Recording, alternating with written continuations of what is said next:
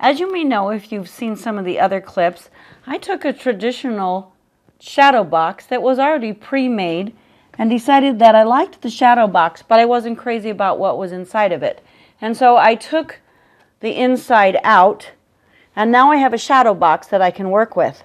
One thing that you might want to do before you put anything in your shadow box is clean it real well with a glass cleaner. I decided that I would like to do something with potpourri. I love the smell and I love the look of potpourri, and it can make a very attractive wall hanging. So what I did was I took this piece and I took some of my very rich paper and I lined it with this green paper. And then I took pieces of potpourri from this potpourri bag and I laid them out in a design that I liked, and I arranged it and rearranged it. And then I simply took Elmer's glue and glued the back of these pieces, pressed them down, and let them dry.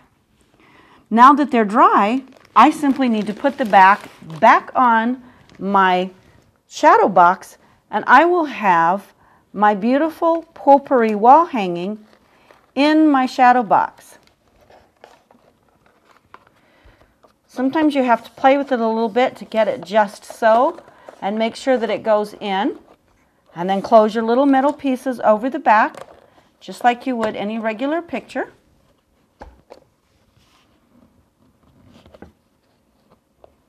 And it's ready to hang. Now this particular one has two hangers on the side.